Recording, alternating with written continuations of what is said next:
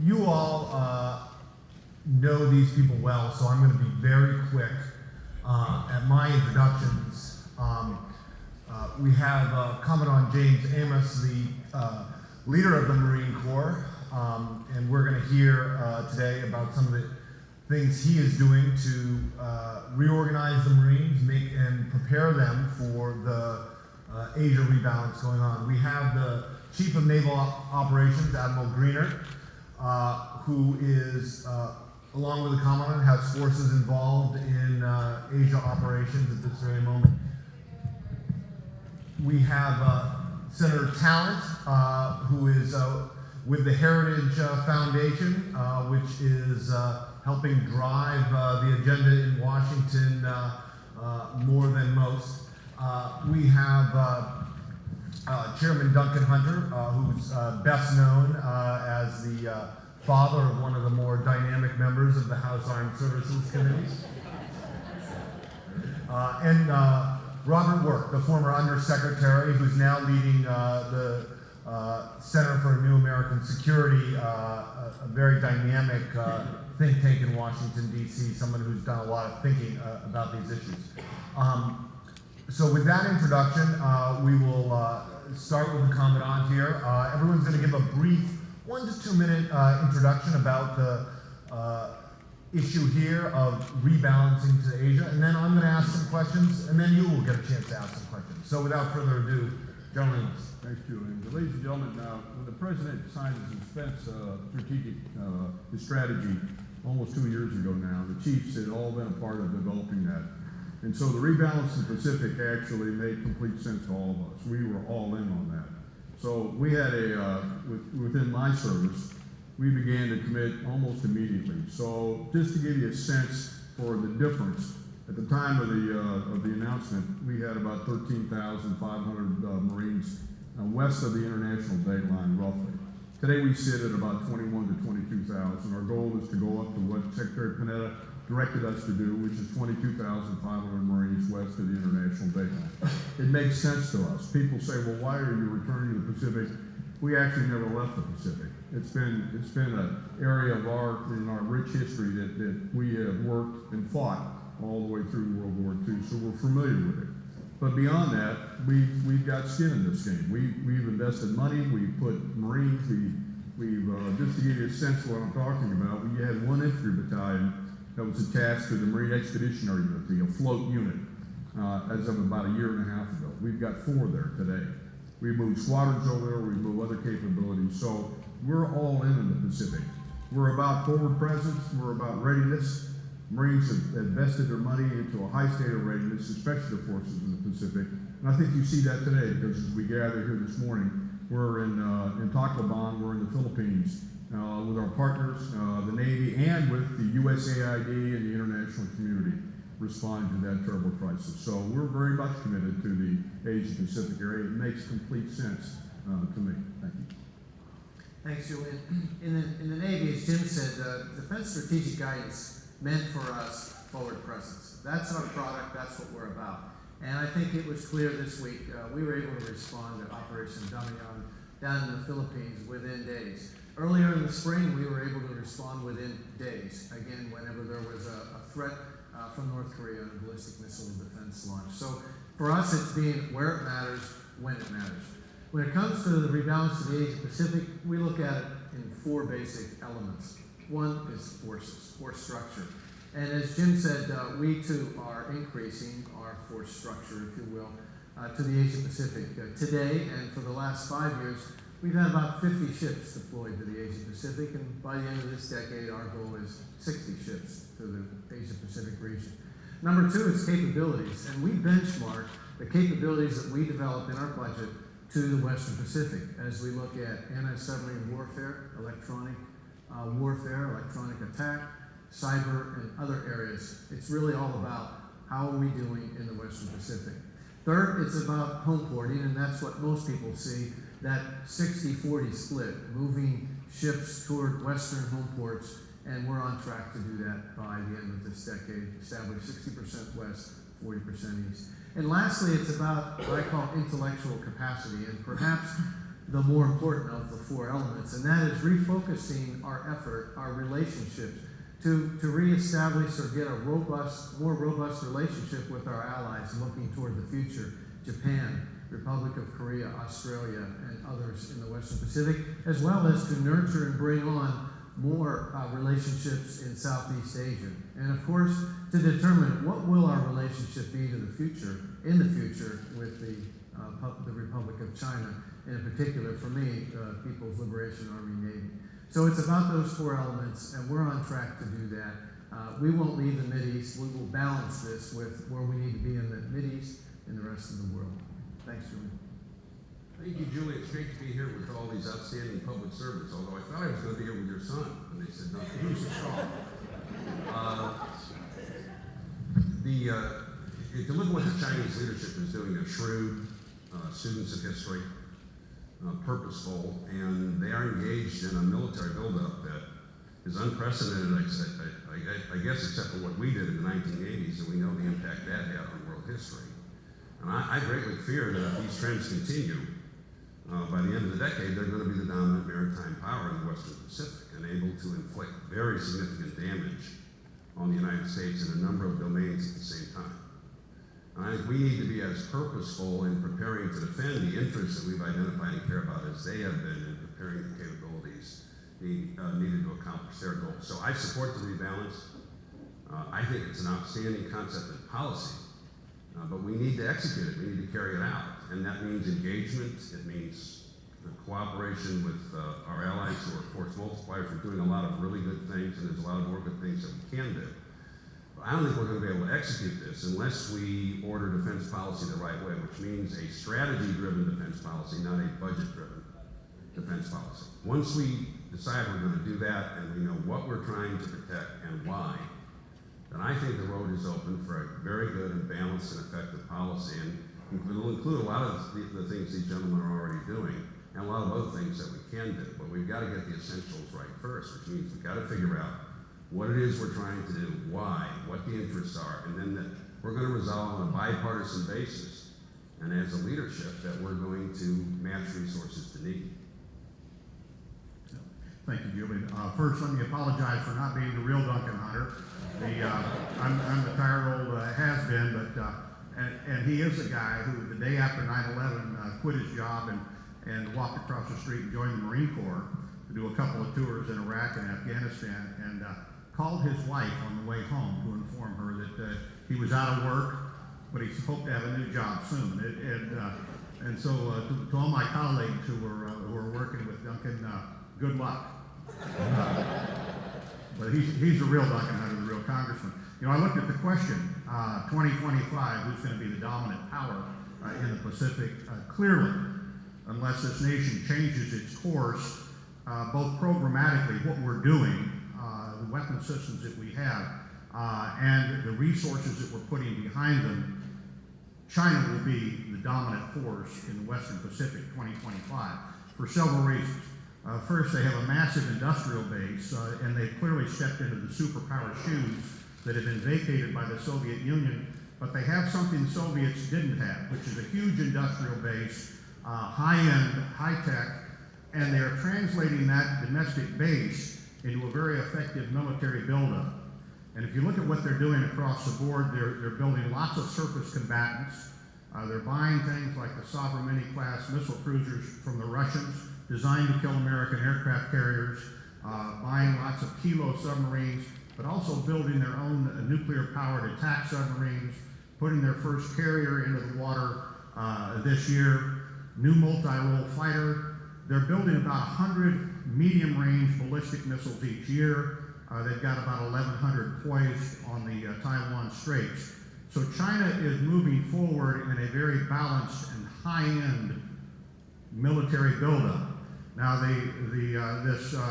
this buildup that we're having, or this transfer of balance to the Pacific, is fairly anemic by comparison.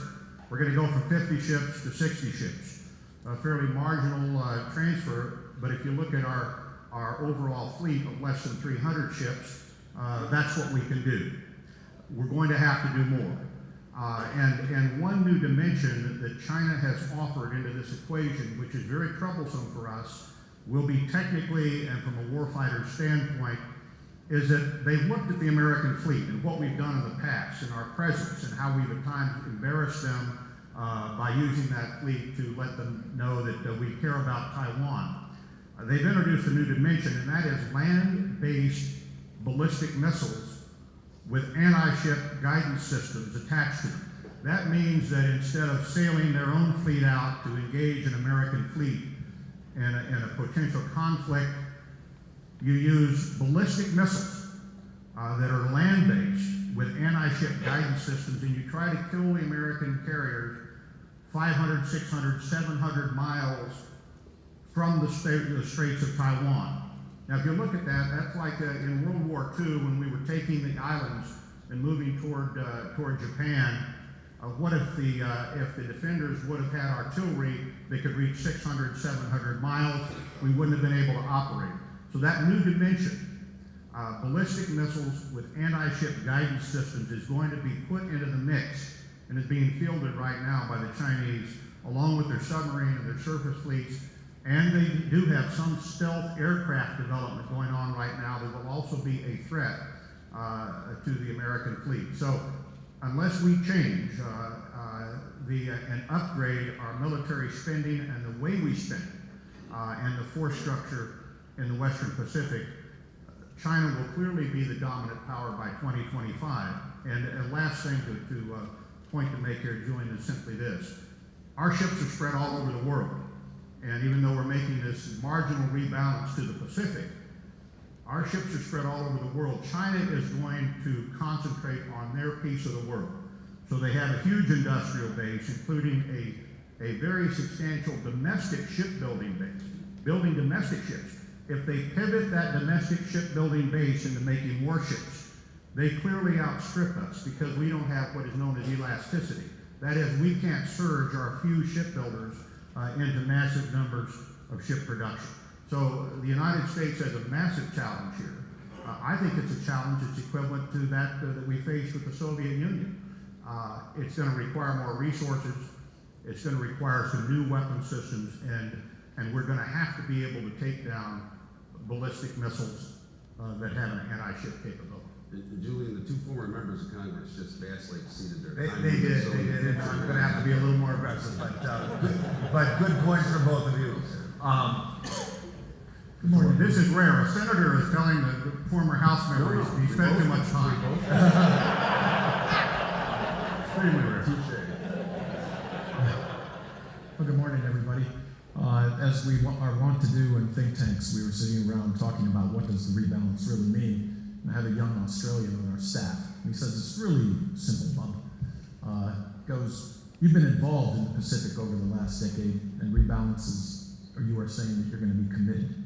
And I said, well, what do you mean by that? And he said, well, think of your breakfast. When you're looking at your plate and you have eggs and bacon. The chicken was involved, but the pig was committed.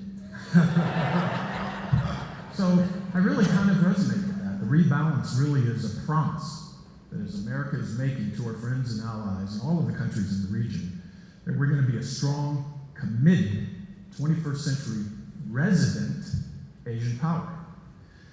I totally agree with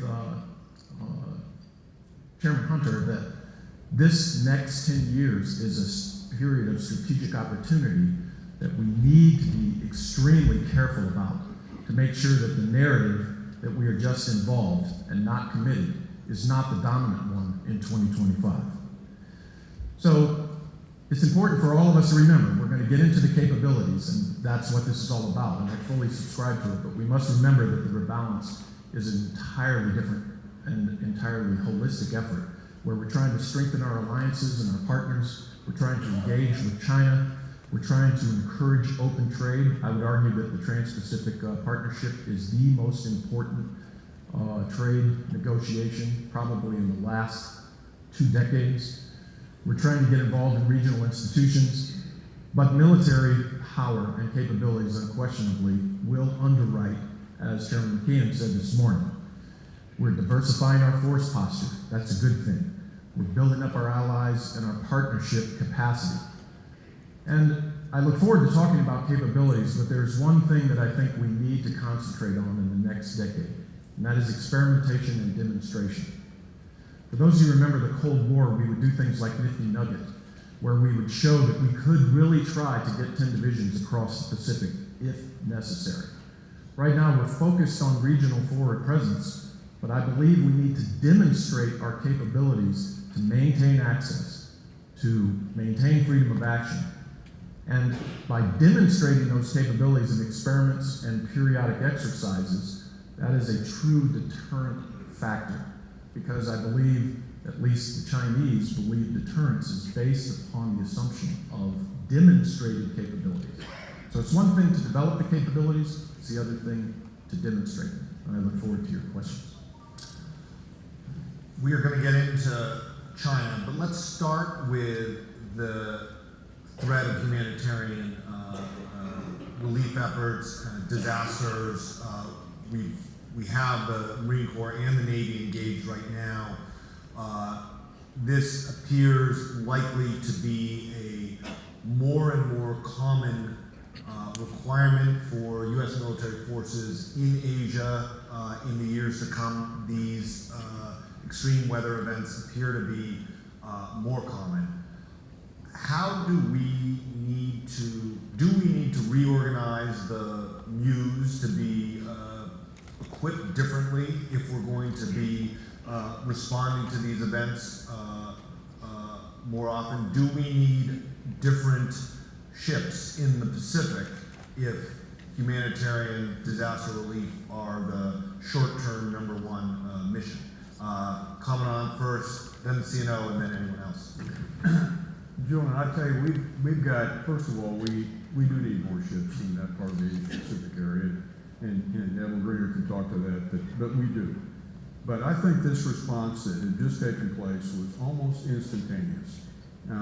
It began with airborne units, Marine airborne units flying down to set up the initial command and control, make an assessment of what was going on, while in the meantime, other vessels, the George Washington, were loading our amphibious ships with Marines and capabilities to get them down there. So, but if you step back and look at the Asia Pacific area, the last time I looked, there was something like 75,000 people lose their lives every year due to natural disasters in the Asia Pacific. It's $35 billion worth of destruction. So this is going to continue. So what we've done now in the Philippines, and our commander in the Pacific and our commander out on Okinawa has actually spent time in the Philippines, in these nations, developing relationships such that when this happened, our commander, he's in the audience today, General Roblin, picked up the phone and called and talked to the chief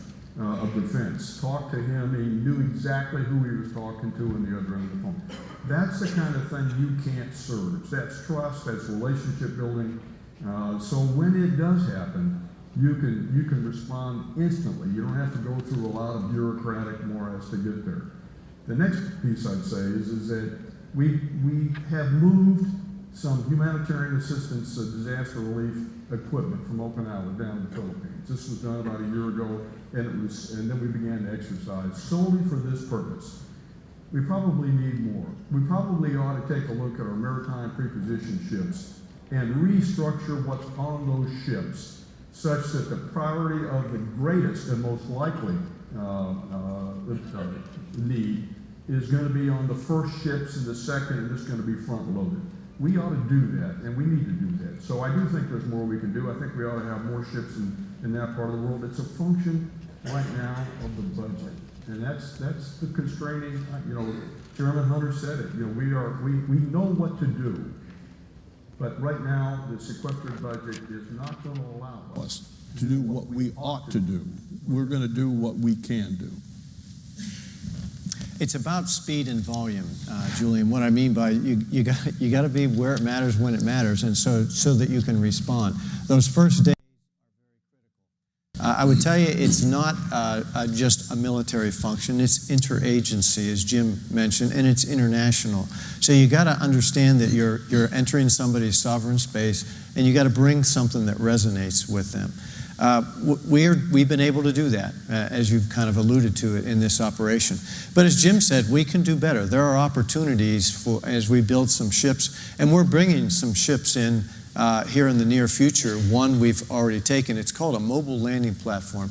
It's a former tanker, large tanker, that instead of tanks in the middle, you have the ability to lay air cushion, trucks, fleet hospitals, and this thing will ballast down and you can deliver need ashore. It's enormous, and it costs about 20% of the cost of a big deck amphib, because today we respond with what we have, which are amphibious ships. And as Jim said, in the future we can bring that kind of mobile landing platform, joint high-speed vessels, high speed, again, volume and speed, to the area. And again, you got to be there soon and fast so that you can respond and get them organized. Last point I would make is we are organized to do this. And I go to Operation Tomodachi, where we provided relief in Japan. At the end of that, we looked and said, geez, do we need to train differently? We talked to the strike group commander who brought the carrier Reagan in that particular case. And he said, you know, we're trained to project power, but we're also trained to project comfort. It's just a different product, if you will, that you're bringing with slightly different command and control structure. Senator Talent, I want you to weigh in, but I also want you to answer the question, is it possible, what the Commandant brought up, is it possible to rebalance, pirouette, pivot to Asia with the sequester in place? Yeah, well, I don't think so, and of course, others here have expressed that opinion. If I can just go back on the humanitarian issue, when we did the first national defense panel, the Perry-Hadley panel, and we listed the vital national interests of the United States, these kind of humanitarian efforts were there. I mean, we considered it a vital interest, not only because of the human, and by the way, all honor and credit goes to the men and women of America's armed forces and others who have been engaged in this effort. Not only because of the humanitarian element, but because this is crucial to how the United States is perceived around the world. It gives us an opportunity to work with partners we don't always work with, and it's hugely important. Now, we recommended, at the time we did the Perry-Hadley panel, we recommended substantial additional funding for the military above the then current baselines, and the next spring, Secretary Gates, in his last budgets, came in and proposed modest real increases in the defense budgets on the then current baselines out through 2020. Well, we're now scheduled, not just because of the sequester, but the Budget Control Acts and the reductions that preceded it, to spend more than $200 billion less in 2020 than Secretary Gates thought necessary. I just don't think he was that far wrong. Okay, so the answer is no, I don't think we can do it with sequester. And what I'd like to see happen, and pretty much everybody agrees with that, or a whole lot of people do, if we could get rid of that and then task our service chiefs to have a strategy-driven examination of what we need. That'll take some time. And then when they come up with that, then put resources to match needs, along with all the efficiencies that you worked on so hard when you were chairman and everybody else, to try and make the dollars go further. And then we can do we don't have to sacrifice the humanitarian for the other kinds of goals.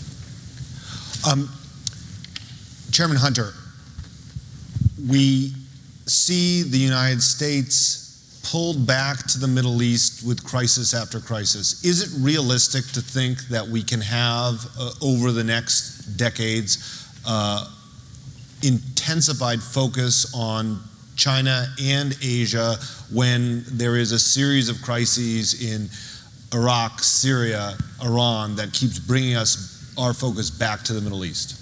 Well, I think the answer has to be what it's always been post-World War II, is that we must have the ability to respond around the world, and that's the pull on our resources is based on this fact that we have to have broad capability. Once again, I talked about the China industrial base and its pivot into building a super military machine that will be focused, at least initially, on what they consider to be their area. Whereas we have this capability spread around the world, but we must do that. And with respect to the humanitarian capability, we have enormous humanitarian capability manifest in the armed forces. But when we're in this man's house, the man who built the 600-ship Navy, we're sitting here with half the ships that he had, and with some advances, but nonetheless with less resources being dedicated. And I think it would be a mistake to think that we can translate some of our now limited warfighting capability manifested in the remaining fleet into more humanitarian capability. You know, the Marines and the Navy and the Army, I might add, and the Air Force have enormous flexibility. And in Iraq, when Paul Kennedy's 2nd Battalion, 4th Marines fought enormous firefights in Ramadi for 3 days till they ran out of terrorists to kill. On the 4th day, they went to the soccer stadium and held medical open house for the citizens of Ramadi. The same guys that had been in firefights the previous 3 days. We have enormous flexibility, but the primary obligation of a military is to defend our country and our allies, and of course the troops that are there. And we are going to have to win this resources fight because otherwise we are going to see China clearly dominate the Western Pacific. And the best thing we can do for our allies is to not just provide a modicum of humanitarian capability, but to have the military infrastructure and force that is capable of guaranteeing their freedom. That's what's most important to them. Secretary Work, how do you see the relations with China developing over the next decades? Do you see this as inevitably a clash, or is this unlikely to be a military competition like the Cold War was with the Soviet Union? Well, it's an open question. We're still not quite certain that if China is a revisionist or a status quo power. I believe our relationships right now with China are improving on a wide variety of fronts. But it is unquestionable that the Chinese are building a capability that is aimed at either deterring or forestalling a U.S. intervention into the region. And it's important that we continue military-to-military engagements, and that we are very wary and hedge against the possibility that it does become a more heated competition. My sense is this would be primarily an economic competition, and all you have to do is look at what's happening right now. I mean, essentially the United States for the last, ever since the end of the World War II, we're always there on a forward presence. It's always robust. Sometimes it's not as heavy, sometimes it is. We station our forward deploy forces there when asked. We leave when requested, as we did with the Philippines in 1992. And we respond to crises like these humanitarian crises regardless of where this country sits. And so the Chinese hospital ship, I believe, is still tied up at its pier. We have 34 ships, I believe, John, steaming to the area. So this entire capability set that we can use, and I think what the Navy has done, quite frankly, is design a fleet that is just a bunch of capability containers, and you can put either warfighting power in it, or you can put, as John said, you project humanitarian assistance and disaster relief. It's very, very important that we manage the rise of China carefully, and we do not want it to turn into another Cold War. But military capabilities, I'm always reminded of the SAC motto, the Strategic Air Command in the Cold War. It's peace is our profession, ... The ... The ... dots were actually added purposely to say that the way you have peace is to be strong for war. And so it's important that we maintain a very good side on the military technical competition that's going on in the Western Pacific, so that there's no miscalculation and it does heat up. Chairman Hunter, you earlier mentioned the anti-access technologies being developed by China. What do you think the implications of that are for our shipbuilding? Should we be moving away from carriers toward large deck amphibs? Should we be investing more in long-range strike? What's the appropriate response to that? Great question. And here's the problem: that if you launch, if you develop, and the Chinese are working away with, they now have a decent system that's fielded, and they're improving on it. if you launch a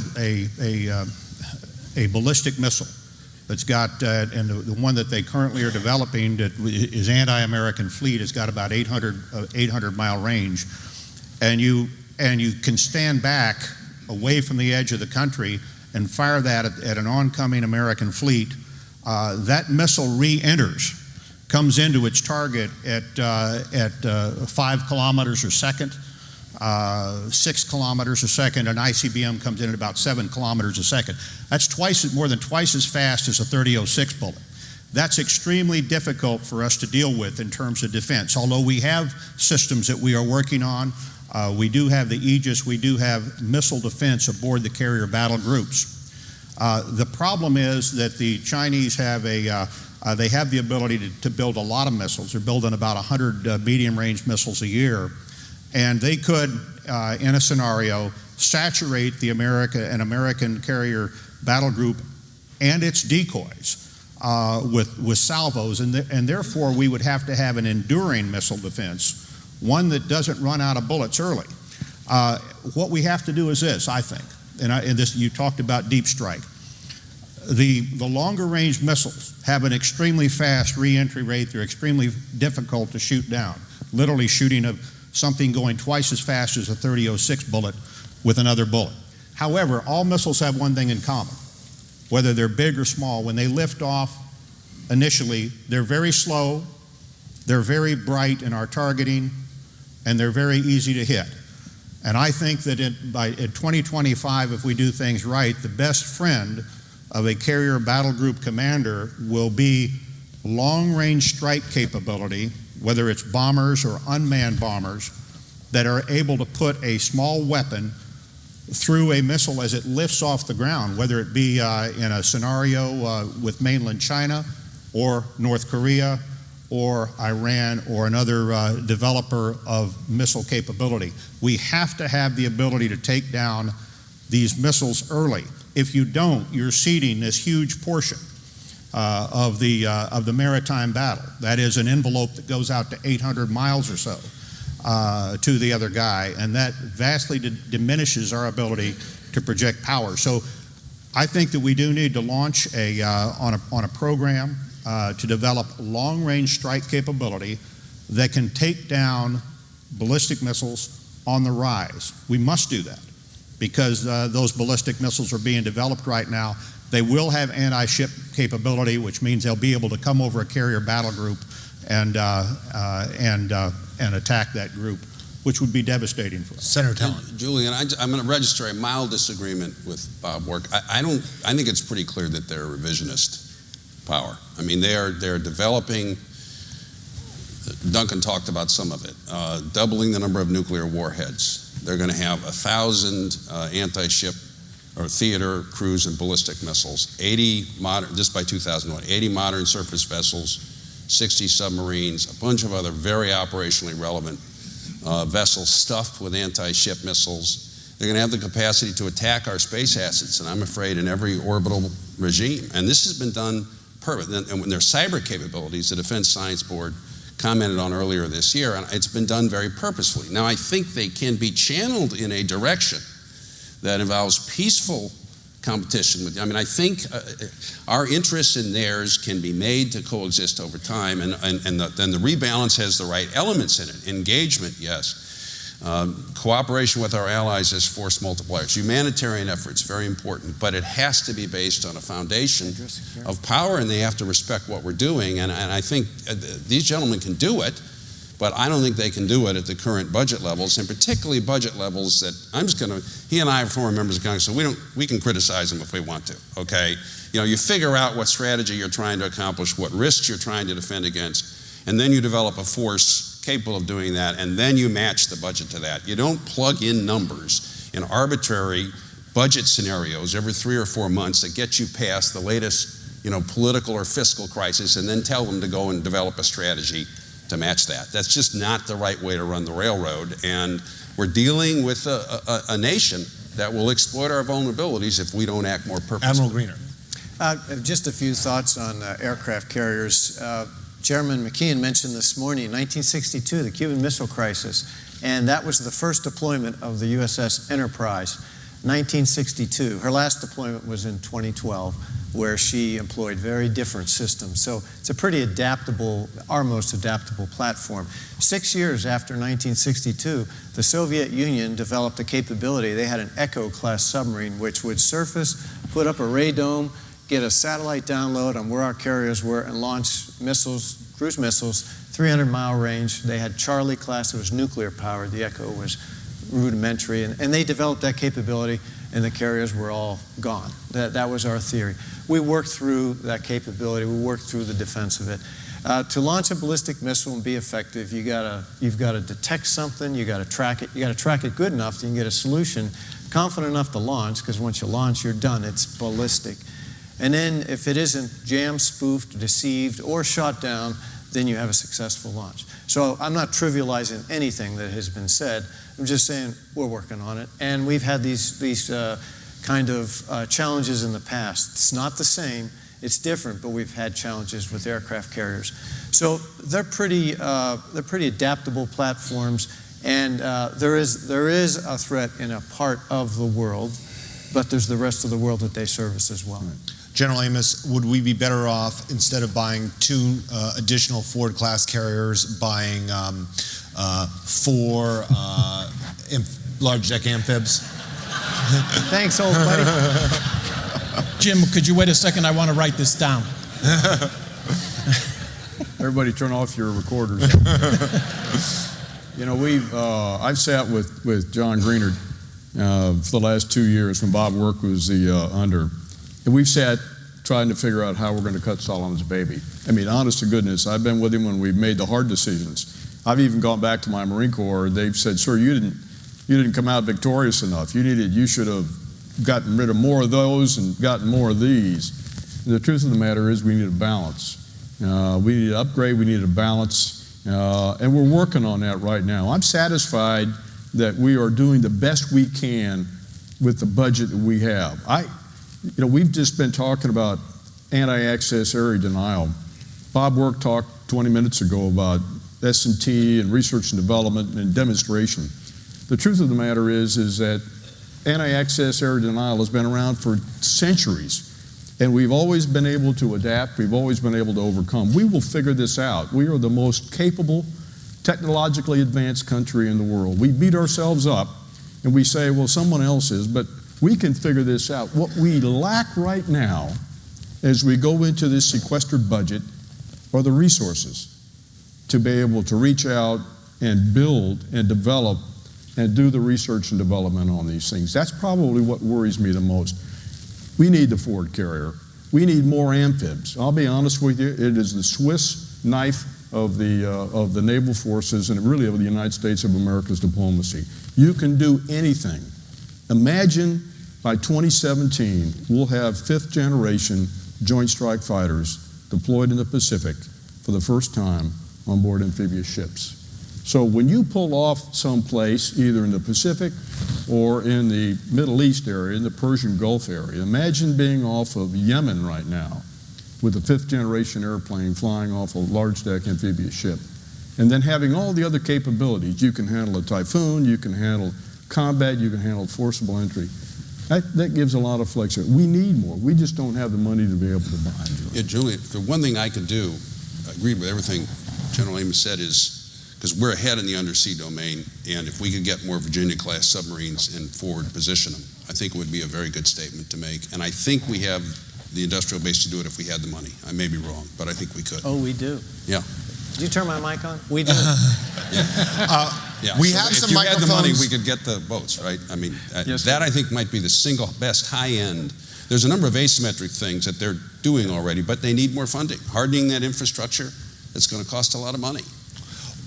We have a couple microphones. If you have a question, you can move to some of the microphones and then wave so I can see you. Bob Work, you have something to add to that. Yeah, there is definitely a vibrant military technical competition going on in the Western Pacific right now. There's moves and counter moves. There's all sorts of things. These things develop over a long period of time. Sometimes it feels as though the other side is ahead. Sometimes it feels you're ahead.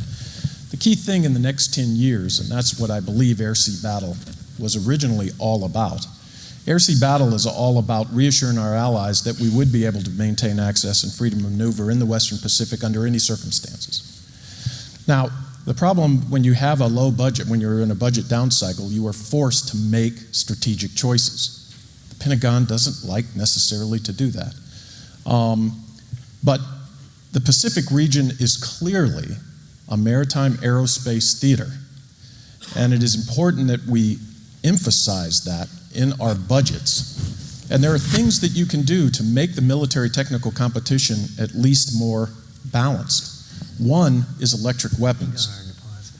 Electromagnetic railguns have the potential to be a very good ballistic missile defense. And the good thing about them is your magazine is very deep and you can actually overcome salvos. Large diameter unmanned underwater vehicles that can place smart mines put an enormous burden on a power that's trying to surge out into the Pacific. Anti-torpedo torpedo defenses. We spend a lot of money on knocking down missiles, but we're kind of late to the game on anti-torpedo torpedo defenses. And unmanned systems that can launch off the carrier and go for long distances, as Chairman Hunter said. There are discrete investments that we can make that make this technical competition much more balanced and inject uncertainty into anyone who thinks that they might be able to forestall a U.S. intervention. So I don't think I'm not quite willing to say, we're so far behind. We have some advantages, we just need to make some smart investments and push forward on these and demonstrate capabilities. All right, we'll take a question from the audience. You know the drill, no speeches, just quick questions. Hi, Ken Calvert, California. Obviously, we have budget problems, and hopefully we can come to some resolution, but we may need some help in Asia. As you know, the Japanese have indicated they're willing to change their constitution in order to spend more of their GDP on national security. Obviously, that's somewhat controversial in Asia because of past engagements, but how do you feel about that, and should we allow the Japanese to work with the United States to help secure the Pacific? Sure. First, Ken, thanks for everything you do on defense appropriations and your hard work. But the best thing the Japanese could do, I think, is because they have become partners in our Aegis systems, that is our missile defense systems. They broke the code. They understand you're going to have to be able to shoot down missiles to protect yourself in the Pacific. The place where I would think they would be best partners is to build on that, on missile defense from their Aegis systems that we have now shared with them, and develop anti-missile capability that could take down an incoming missile that is upwards of 4 kilometers, 5 kilometers a second. That is the hotter incoming missiles, and also the missile types that are being developed right now in China, supersonic missiles, missiles that can maneuver, and incidentally, the anti-ship ballistic missile that's being developed now by China has maneuverability capability. That throws a problem at Americans when we try to work the defense. But I think missile defense is a place where Japan could put its smarts and its money and really be value added in the Pacific. It needs to happen, as you know, really it's not a substitute for a robust American leadership and commitment, because if it happens outside of the context, and it's not by no means certain it will happen in Japan, of America's leadership and a joint policy and a coordinated policy, I think it will be seen by the Chinese as extremely provocative, and that's because of the relationships between the two countries, which has a historical context of which you're well aware. So it's a tremendous opportunity for us. I think our partners and allies in the region are a huge advantage we have in this to preserve the peace, but it needs to be done under the umbrella, I think, of American leadership and a robust presence. Can I make a comment on that? Just, it's a little bit of a different twist than the chairman of the Senator talked about. Just because we deal with the relationships with Japan so much today, John Greenert and I do, it's an integral part of how we do business in the Asia Pacific area. I have never, in 43 years of being a Marine, seen a relationship stronger between our nation and Japan than it is today. I think Tomodachi was the tipping point that caused our two countries to come together collectively. We are training with them right now. We had Japanese soldiers aboard naval amphibious ships off the coast of Santa Catalina and Camp Pendleton last summer. We are training with them. They are off. They're training with us down in Guam, and collectively, we're working now on how we can merge our collective defense capabilities in the future. So they're working their way through that right now. I wanted to put a pitch in for that because I tell you what, I think that part of the Asia Pacific area, the northeast area up there, is anchored pretty strongly with the relationship. The policy of collective self-defense would be a tremendous gain because that means they now sail with us like we sail with NATO. And you bring their Aegis destroyers in with our Aegis destroyers and our aircraft carrier, you've got a whole new era of cooperation. Okay, we're going to go to Sydney here, then we'll go over there. Sydney. Good question. Sydney Friedberg, Breaking Defense. I'm a reporter actually going to try to get you guys off the news for a second. We're in the Reagan Library, except for kids like Julian and me. You all were young officers or politicians back in the Reagan buildup. What are the lessons that holds for today? What are the lessons about what we should not do, like tripling the deficit, that hold for then against the Soviet threat, now against obviously the Chinese threat, so much on minds, but there are other ones as well. What was it like in those heady days for you, and what's it like now in these stressful days? Who wants to tackle that? He was there, so I got to tell you, I came in with Ronald Reagan. I remember the first series of votes that he put through Congress. Probably the most one of the best things we did early on was a 12.6% pay raise that we gave our troops. We had when the Gipper came into office, we had 1,000 petty officers a month leaving the Navy because they couldn't feed their families on their wages. More than 50% of our combat aircraft were not fully combat mission capable. We had, of course, the reports of the Hollow Army and other devastating news coming in every day with respect to the defense structure. One thing that I learned was you do have to spend money. There's no, because we have to meet a broad array of threats, and remember, we had other things besides the Soviet Union that we operated on, and we had some counterinsurgency operations and small operations. You have to meet a broad array of threats. That means you do have to spend money. You have to spend it wisely, but you do have to spend money. But it wasn't the Reagan got up to about, the Reagan defense budget got up to about 6% of gross domestic product being spent on defense. John Kennedy was 9%. Reagan got to 6%.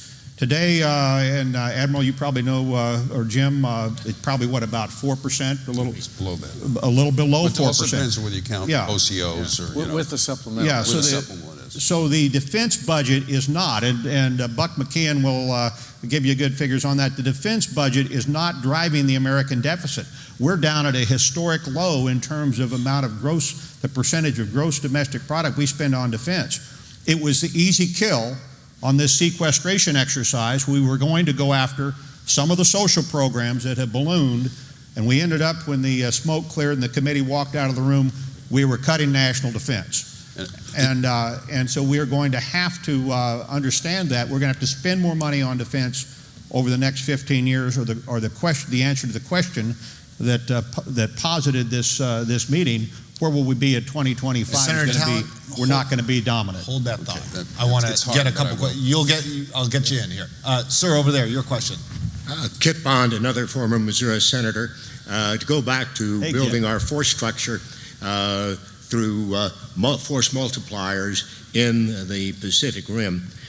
Recently, talking to one of our top diplomats in Southeast Asia, we discussed the fact that with the coming change in the monarchy in Thailand, they are going to be far more China-centric than they are U.S.-centric, and Cambodia is clearly in their camp. The suggestion was that we need to develop more robust relationships with Vietnam. In other words, start supplying military equipment to Vietnam and making that a focal point of building friendship in the region. I'd appreciate the thoughts on whether that's necessary and whether that's possible. Senator Talent, you start with that, and then Admiral Greenert, I want to hear your thoughts on that. Okay. Well, I think a key part of the rebalance is to strengthen not only our relationships with the people we think, or the countries we think of as existing allies and partners, but with others as well. And I think Vietnam clearly is concerned about what China is doing, and that therefore there's some real opportunities there. But Kit, it's not a but, and we all would agree with this, I think, is that countries are going to watch what we do as well as what we say. And they're going to hedge more towards the Chinese if they are concerned about our long-term commitment and resolution, and they're going to make judgments about that based on actual concrete things that we're doing in terms of presence and the rest of it. And so if we want these countries to be willing to work with us, we have to reassure them that we are going to be there, because they have the other alternative of trying to come to some kind of a resolution with China. I think it's going to be difficult because those two countries are really at loggerheads. But yes, definitely. I mean, I think it's a real opportunity. Vietnam has stepped up their interest and their participation in exercises and all our staff talks in the Southeast Asia arena. They're becoming pretty much a leader in dialogue here and there. So I would say we're ramping up with Vietnam. I hear from their chief from time to time. I'd never heard from their chief much at all. With regard to Thailand, they remain a cooperative member of really a coalition, and they're ready in an exercise called Cooperation Afloat Readiness and Training. That is the exercise series for Southeast Asia, and they're involved in that. We continue to go to Sadaheep, to Phuket, and we use Utapao Air Base as usual. But we have to continue to do that. We continue to nurture and bring that along, and that's all that underpinning what I called intellectual capital in Southeast Asia. Can I because the budget is the elephant in this room, okay? And Sydney, you're right, we spent money to build up in 1980s. We got a lot of that back in the peace dividend in the 1990s because we had real peace. We took too much of a peace dividend, particularly out of the modernization budget, but you got to factor that in. But I'll just say, look, if you look at the challenge with the federal debt right now, and I'm going to state it very neutrally, I think a liberal or conservative could agree with this. There is a substantial and growing gap between what we are spending on the entitlement programs and what we are collecting for those programs. Now, we're going to have to, if we don't close that gap, the government's going to go bankrupt at some point, and it doesn't matter whether we fund defense adequately or on the cheap, it's not going to stop it. We're going to have to close that gap by either increased revenues or reducing the growth rate, or a combination of both. And the longer they keep the short-term deficit down by taking money out of the discretionary budget, and not just defense, by the way, although that's the worst problem, the longer they are enabled to avoid the real challenge, which is what they're going to do with that gap. So it's actually working against, I think, the kind of real solution that we need to solve the budget problem. Let's go to another question over here. My name is Brian McGrath from the Hudson Center for American Sea Power. So, we talked about the rebalance to Asia. We've talked about the enduring commitments to the Middle East. Yet it seems as though the president has been left somewhat without response options in the Mediterranean in the last couple of years. Do we need a Mediterranean hub, and can you support one at 306 ships? Yes, well, first thing I'd say, the first time the president asked for options in the Mediterranean, we had them within hours. We have 4 destroyers in the Mediterranean, we routinely do. And he asked for a strike option, and we said, well, here's 160 cruise missiles right off the bat. So we're there. We have commitments to ballistic missile defense in the Mediterranean, and we will be moving 4 of our Aegis destroyers to Rota, Spain. They've offered us to home port there with the sailors, with the families. That will, by the way, enable us to keep those 4 there, ready and available, and that replaces a rotation where we earmark 10 on the East Coast. So you see the leverage right there by being forward in that regard. But I mentioned some ships we're bringing that will have persistence, that will provide options for anything from special operations to protection, to working with the Marine Corps to protect embassies and things of that nature, that will operate forward with civilian mariners, and will rotate crews. So we have a plan in the future. I don't know that we need a hub per se, but Rota will be a place where we'll have 4 destroyers full time. General Amos, can you talk about that a little bit too? You've obviously been working to position the Marine Corps as a global response force in the Mediterranean, in the Asia Pacific. Can you talk a little bit about what you're trying to do there? I can. When I was in the Mediterranean for 2 years stationed over there, Sixth Fleet ships were everywhere, carriers, ARGMUs. That's not the case today. It's a function of capacity and the ability to be able to move ships around the world and the requirements around the world. Admiral Greener is absolutely correct. When we had to pull the ships online, he did it, and they were there. But going back to kind of the paucity of U.S. forces, as you look across the Mediterranean to the North African continent, pretty faint. Bill McRaven's sitting down here, and Billy's forces are working through all those countries out there. So what we did is we pulled what we call a Special Purpose Marine Air Ground Task Force. And we put a Marine Rifle Company, which is 250 Marines, doesn't sound like a lot. They come with an awful lot of firepower. We put extra capabilities there. We put some signals intelligence. We put logistics, 6 MB-22 Ospreys, 2 C-130Js, and we gave them to General Dave Rodriguez, the AFRICOM commander. He has used those to reinforce the American embassy in Tripoli. They are there today, parts of them. They've reinforced the embassy in Tunisia. They were prepared to evacuate Americans out of Egypt, out of Syria, do whatever Rodriguez wants. So that is a land-based option. John Greener and I have been talking about, is there a capability to put a sea-based kind of derivative of that somewhere in that area, or maybe even in the Gulf of Guinea? And the answer is we probably need it. It's a function of how do we do it. But there are other options, and we're working on it. But trust me, the chiefs and the combatant commanders understand the value of that part of the world. Over here. I know electric weapons were touched on briefly, but especially in the Pacific with the threat of Chinese cruise and ballistic missiles hitting the fleet, directed energy weapons have a lot of advantages in terms of magazine size and accuracy. My question is, do you see directed energy as truly being the future of missile defense? And if so, do you see, like with the sequester, it being able to be quickly added to the fleet? Bob Work. Generally, when you talk about electric weapons, there's 3 general categories. There's electromagnetic railguns, which throw a small pellet at extremely high speeds. You have lasers, directed energy weapons, and high-powered microwave weapons. What they're talking about is, regardless of who the adversary is, guided munitions are proliferating around the world. Hezbollah has guided weapons. What guided weapons do, before when you had unguided weapons, you would have to drop hundreds and thousands of bombs just to ensure one target hit. With a guided weapon, all you have to do is throw enough to saturate the defense, because any single weapon that gets through could potentially hit the target and have effects. So we have never faced adversaries with the capability to throw large salvos of guided munitions. And so that's what's changing. It's changing all over the world. It's changing in the Eastern Mediterranean, it's changing in the Gulf, it's changing in the Western Pacific. And so electric weapons have a means by which to bring defenses back up in line. Right now it's an offensive dominant regime. It makes it very unstable. Shoot it or lose it. It's very unstable. In a crisis, you have all sorts of problems.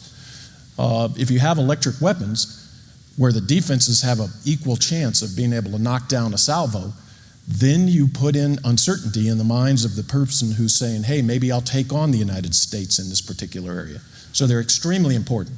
And right now, the Department of Defense, I don't know what is the level of investment, but I believe that the CNO is putting a directed energy weapon, at least that was the plan, CNO. I don't know if it still is.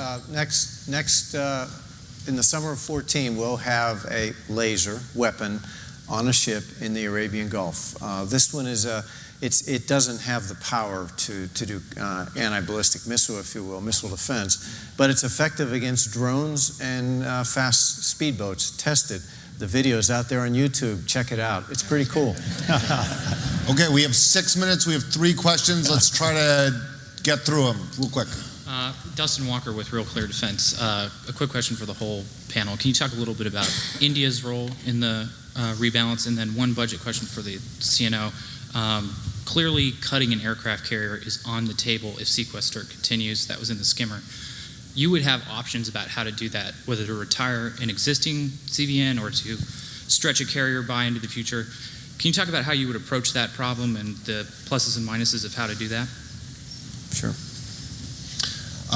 To answer that one first. Yes, well, if you stretch out the building of an aircraft carrier, you got to look at the industrial base very closely.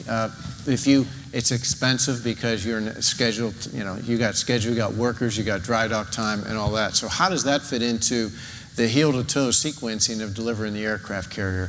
We're about as stretched out as we can be to keep design workers going, nuclear welders, in that regard.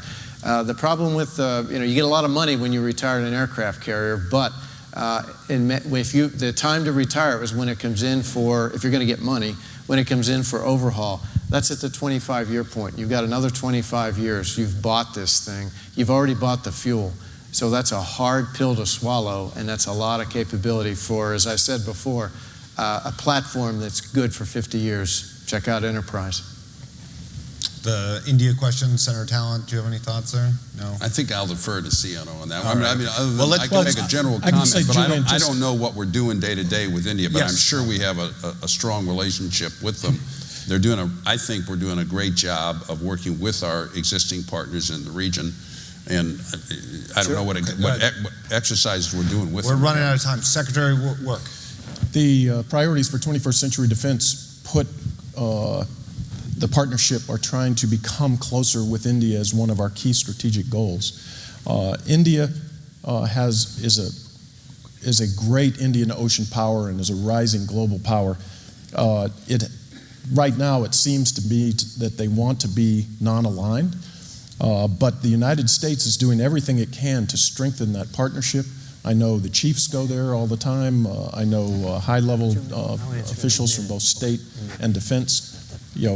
We have a lot of common interests in maintaining security in the Indian Ocean, and I would hope that partnership grows over time. And the recent border issues focused their mind on the need for allies. I'll summarize our naval relationship with India. 10 years ago, we did an exercise called Malabar. It's our big exercise with India. And we would have ships go side by side, and we do like flashing light, do pennants up and down. Today, when we do this exercise, we do carrier operations together. We do anti-submarine warfare together. And when you are willing to go to submerge your submarines and make sure they don't collide with each other and do water space management, that's high end. Let's do the very annoying take both questions at once strategy. I'm Elliot Engel. I'm the ranking member on the House Foreign Affairs Committee, and I'm proud to say I voted against the stupid sequester. I was in the region a few months ago, and wherever we speak to allies, Japan, Taiwan, Philippines, they are all concerned with the Chinese aggression, with the South China Sea and everything else, but nowhere is that more palpable than in Taiwan.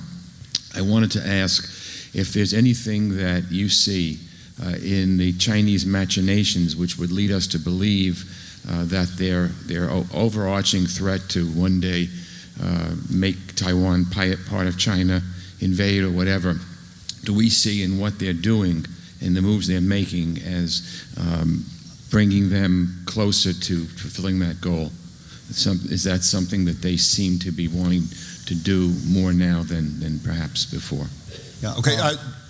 Chairman, you're going to answer that, but I want Bill queue up your question too here. Go ahead. Sure. Yeah, I'm Bill Gertz. I write for the Washington Times and Washington Free Beacon. On the 2025 question, just last week, the Chinese Global Times newspaper published a detailed report on Chinese submarine-launched nuclear missiles, including attacks on downtown Los Angeles, 5 nuclear strikes less than 50 miles from here.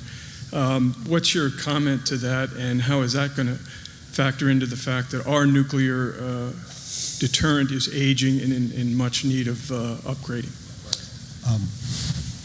Let me first, Elliot, just the 1,100 or so short-range, medium-range ballistic missiles that China has built and has arrayed across the straits from Taiwan is, of course, an indicia that they still have a military point of view toward Taiwan. And we once had 5 or 6 factors that we looked at, building landing ships and other things to try to understand their intent. Most of those factors have been achieved, in fact, by the military. China recently has had a softer diplomatic position with respect to Taiwan and more engagement. So that may go up and down, but militarily there are indicia that their military position with respect to Taiwan has been aggressive. They've been aggressively building and increasing that capability. A lot of signs, which you probably saw when you were there, that they're trying to control through various avenues different aspects of Taiwanese opinion and society, like, for example, extending control over the press, so that the combination of the greater threat and then those activities may pull Taiwan into their orbit, almost a subversive kind of thing. So I think they've been very active, but I would agree with Duncan that in recent years, it's the diplomatic relationship has been stronger between the two. I think the diplomatic relationship, or the cross-strait relationships between mainland China and Taiwan, are probably stronger than they've been in quite some time. I think what everyone is worried about in the region is there's absolutely no give on the territorial sovereignty issues of these small islands throughout the East China Sea and the South China Sea. And I believe, in fact, I just returned from Taiwan, and I asked everyone, what's your nightmare scenario? Not one said they were worried about a cross-strait invasion, but everywhere I went, people were saying that the chances of miscalculation over islands and sovereignty issues, which are so tied up in national identity and sovereignty, is the real threat, and that calls for a strong naval presence all the time to try, because these type of things can spiral out of control. I don't know if you all saw the Bedford incident. It's a very famous Cold War movie with Sidney Poitier and Richard Whitmark. He's on the bridge. They're shadowing a Soviet submarine. Sidney Poitier is saying, "You can't do this, you can't do this." And Richard Whitmark says, "If I want to fire one, I'll fire one." And the sailor goes, "Fire one, sir." Off it goes. They sink the Soviet sub. These type of things, these type of maritime things that are so wrapped up in national identity and sovereignty, wow, this is a flashpoint that we really need to watch over the next 10 years. And they also use their assertion of the regime does to legitimize themselves. It's definitely a way they validate themselves among the people, and they're constantly thinking about that. They're very shrewd. Bill Gertz asked that question too. Let's Admiral Greener, do you want to weigh in on Bill's question? I guess I would say for a submarine-launched ballistic missile to be effective, it has to be accurate, and you have to be stealthy and survivable, and I'll leave it at that. Secondarily, our systems are tested frequently, and they meet all the specifications that we've established years and years and years ago. As we look ahead, our sea-based strategic deterrent, the new, the SSBNX, the Ohio replacement, the D5 missile, its upgrade, and the command and control are a very high priority in our budget, in any scenario, budget scenario, very high. I want to thank our panelists. I want to thank Chairman McKeon for setting this up, and I want to thank you for attending this morning. We very much appreciate it. Thank you, Julian. It's a pleasure, Senator. Thank you.